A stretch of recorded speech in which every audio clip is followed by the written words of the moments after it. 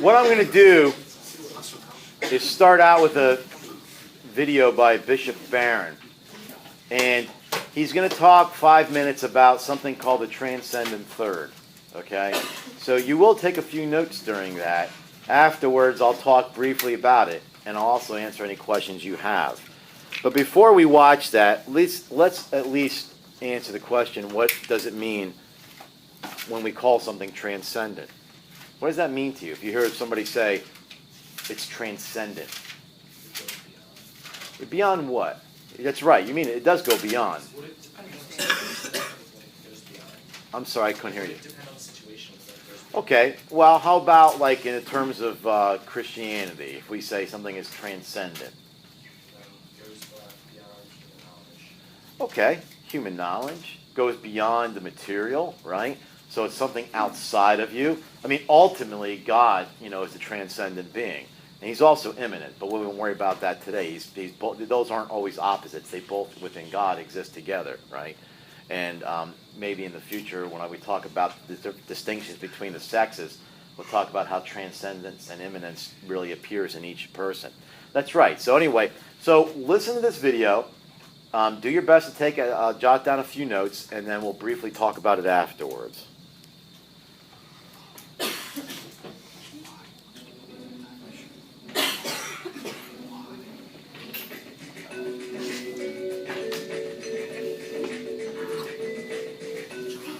The great Greek philosopher Aristotle spoke of the Transcendent Third.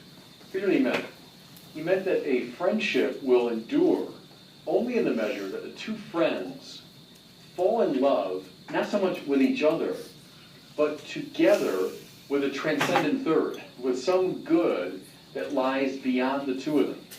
So think of two friends who together love their country, who together love the truth, who together love beauty. And maybe it's films or books or whatever it is. But they move out of simply a shared egotism. Because Aristotle said that's what a friendship will devolve into unless some transcendent good pulls the friends outside of themselves.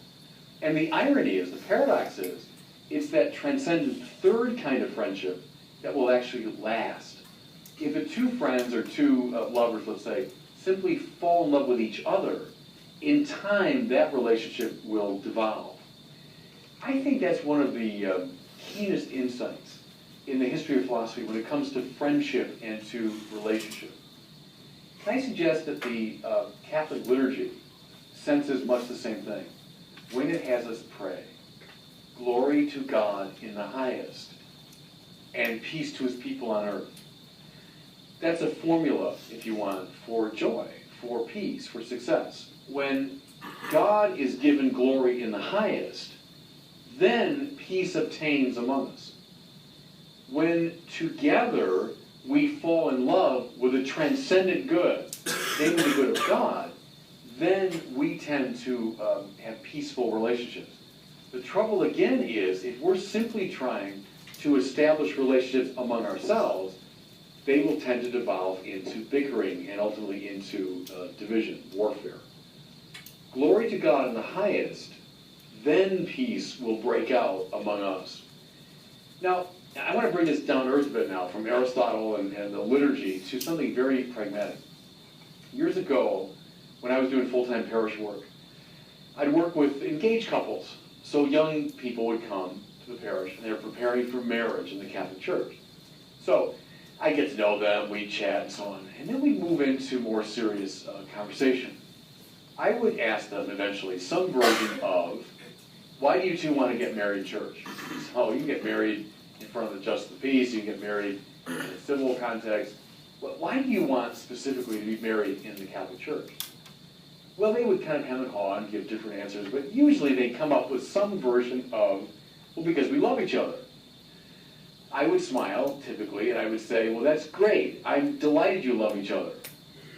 But that's not a good reason to get married in the Catholic Church. I mean, if you love each other, you could announce that before the judge, you could celebrate that out in the forest. I mean, that's a good thing, but it's not a good enough reason to be married in the Catholic Church. And they sort of look at me puzzled.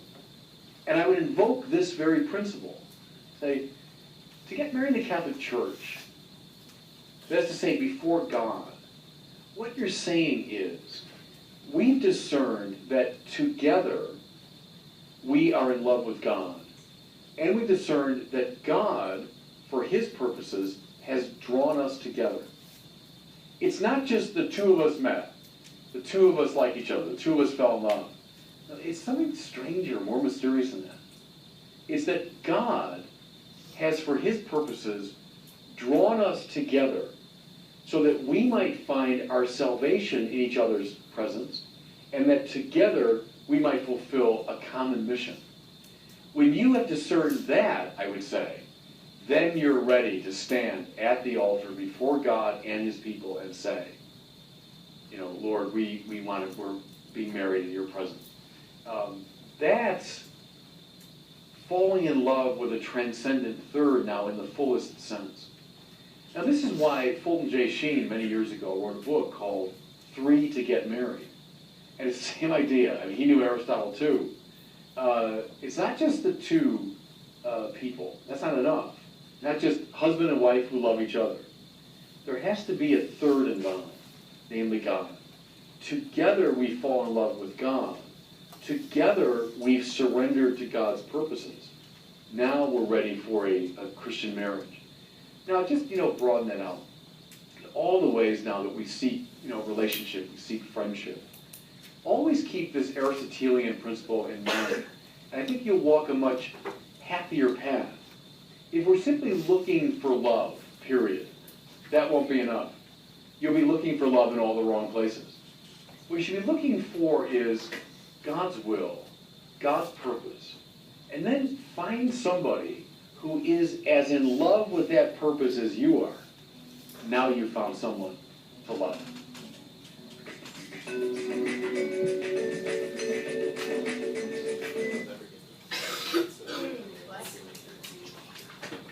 So what Bishop Barron was talking about there is that a couple has to grow out of, if it happens, a shared egotism. Do you know what he means by that? Okay. Oftentimes, we're attracted to what we perceive of ourselves in someone else. In other words, in some ways, it's a reflection. And that is not going to be lasting. It doesn't even necessarily have to be that, okay? Although that's probably worth talking about here now. Do you guys remember the myth of Narcissus? All right. So this man was so enamored with his own beauty, he was lured to the water by Nemesis, and when he looked into the reflection, he didn't recognize it as a reflection, but he got consumed with the beauty and then died because he couldn't draw himself away. Okay, that can even happen within two people. So self-love can also be self-coupled love. You can have things even outside of yourself that are not transcendent enough to keep that marriage intact. For instance, when I teach marriage prep, sometimes couples will say, we want to make our children the center of our lives. And I tell them, no, you don't. Okay, first of all, we don't need more narcissistic children in the world. We think that they're the kings and queens and princesses and princes. But they're not always going to be there. All right? So, if you see these focuses on children, and that's what tied the couple together, and that became their self-identity, what will you do when these children leave? You see couples getting divorced as, the young people hit their teenage years, okay? So we need something that's outside of us, but is actually good, like he talked about, truth and beauty. And God is ultimately that transcendent, the ultimate transcendent good. So what we are really focusing on then, if you want to know what is the transcendent good, the third thing between the couple, it's our mutual salvation. It's the common mission that we have. In other words, in this life, we are preparing each other for our eternal home. Now, you're going to have to recall what I talked about with the Imago Dei and what makes up an understanding of the human person. If you don't think a person is eternally oriented, then you're going to try to squeeze as much in and have as much pleasure in this world, because there's nothing outside of that. If you don't see yourself as relational, all right?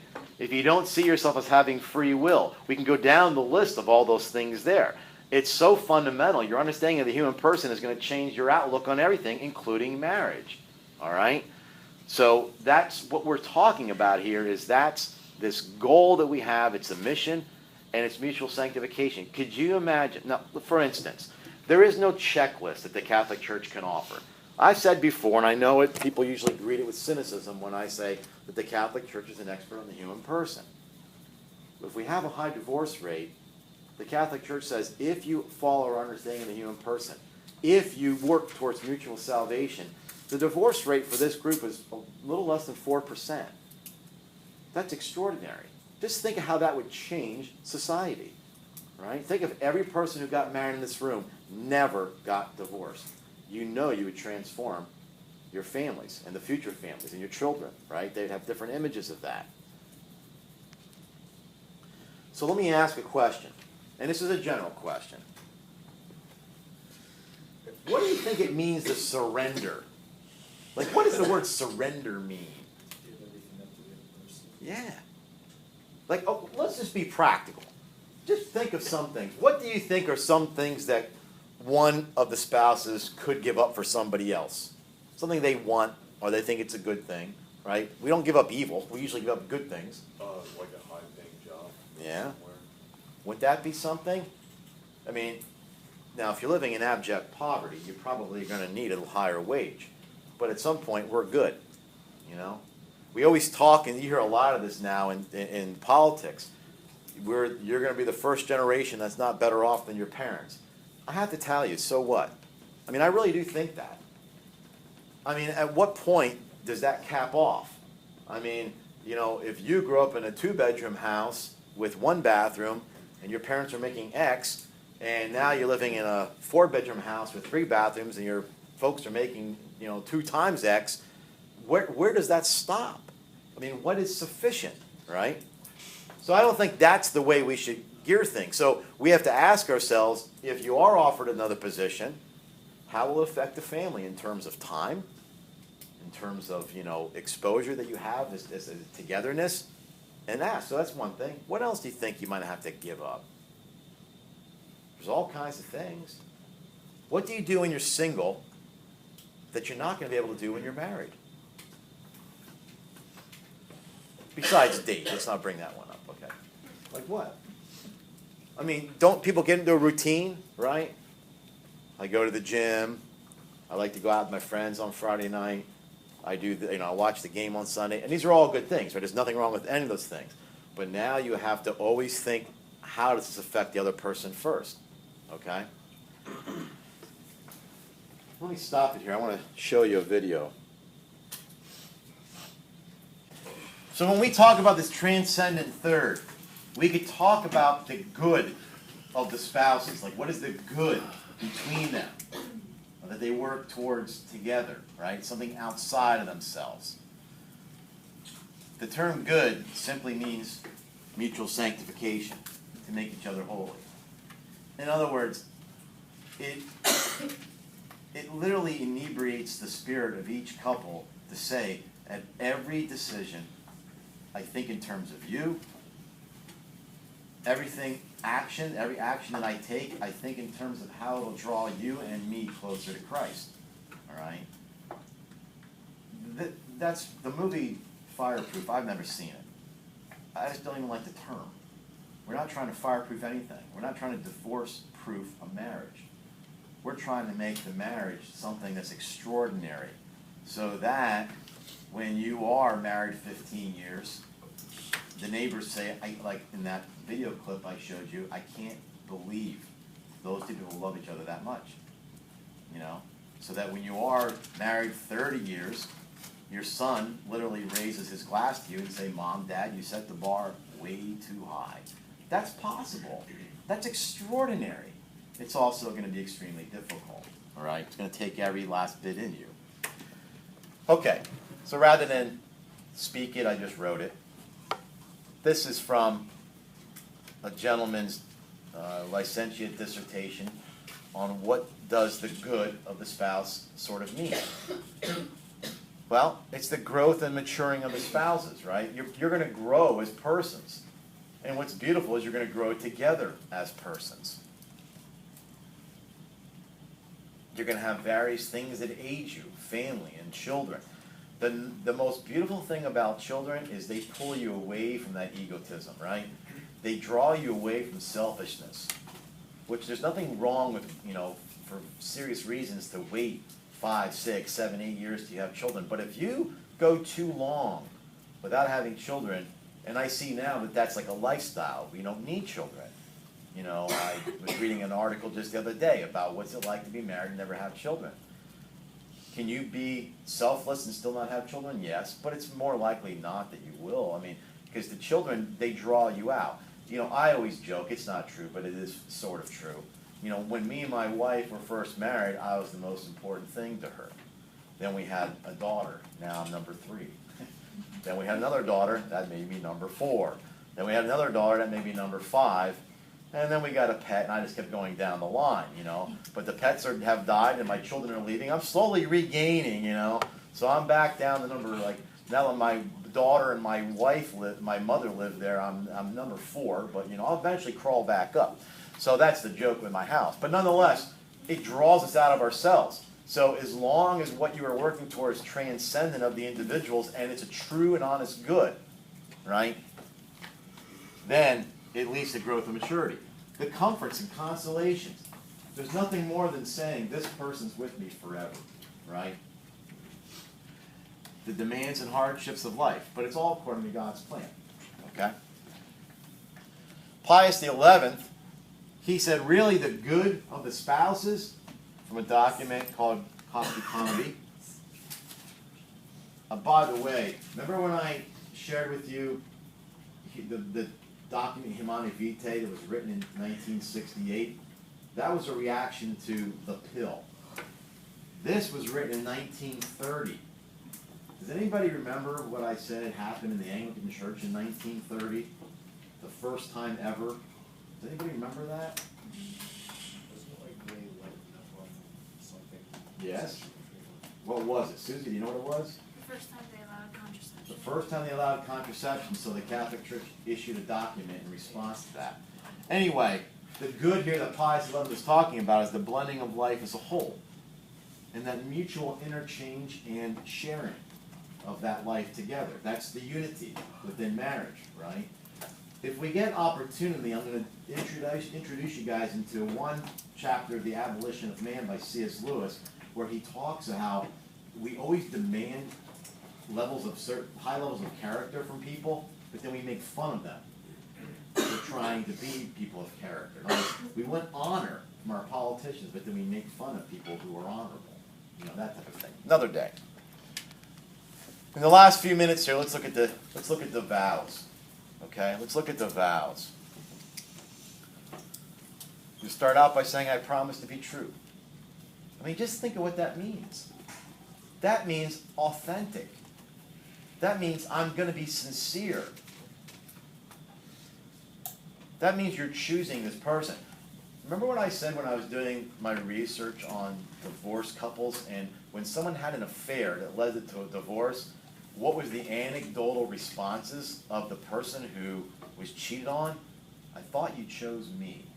I've always thought that extraordinary. It was profound to me, because I shared with you how I'd be mad, I'd be pissed, I thought, I'd be thinking that I was, am I a fool? Did everybody else know this? Was I the last to know? But it turns out that's not really what people think. They think, I thought you chose me.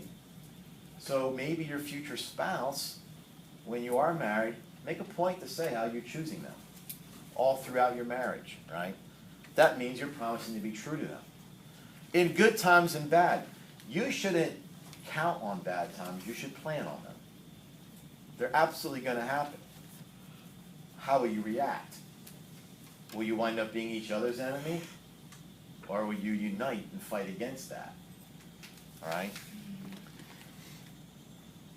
In sickness and in health. All right.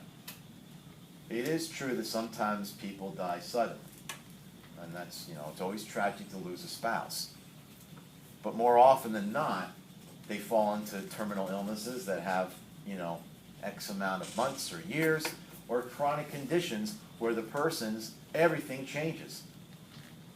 How will you handle that? Now, you might think, well, I'm going to be good at that. But I want you to really think through it, because I've known people who have found out at a young age, and I don't want to go specifics into the story, but I can name the names, where they realized they had congenital issues with their heart and such, which means they probably weren't going to be alive in another 10 years. So they had a choice to make, and they made a selfish choice and did YOLO. I'm going to go out and leave my wife and kids and go out and squeeze as much fun as I can into it. How will you handle this? We don't, we have no problem changing diapers on the babies, but what happens when the day comes that you can be in your 50s even, or 60s or 70s, and you don't have control, and you have to take care of your spouse? Now you're a caregiver. It's going to take all the things, so all your goals, your plans, everything changes. From that day on, this is what I do now. How long will it be? Well, it could be 20, 30 years. You have a sick parent needs to come into your house. How will you as a couple handle that? It doesn't have to just be you. It could be how you're going to handle sicknesses that you have to deal with, or children, right? I mean, you could see now, we should be seeing now how this images Christ's love for the church, which is why the Catholic Church is so adamant as to what is marriage. Don't change it. We need this to mirror Christ's love for the church. And that is absolute sacrifice. And the more that you're called to sacrifice, the deeper you're called to love and mirror that image, okay? For richer or poor, again, what are you going to do? If you're blessed with endless wealth, God love you. That's the number one cause of divorce, money. Isn't that ridiculous? Think of that. You got divorced because you couldn't get the things you want. That's bad. If you really think about it, how bad are we? How weak are we as a people? Until death do we part. There's nothing more consoling than to hear somebody say that to you and mean it. Which is why living together is nothing. If somebody says, we're living together, and that's a commitment. I think it was G.K. Chesterton who said, living together is no more preparation for marriage than sleeping is preparation for death. A commitment is a commitment. The commitment is, it doesn't matter what happens, I'm in. All right? So anyway, these vows are supposed to reflect that good in marriage, all right? They build the good in marriage. They're the aid and the comfort and the consolations, and it's that transcendent third that brings a marriage from something natural and makes it sacramental. Any questions?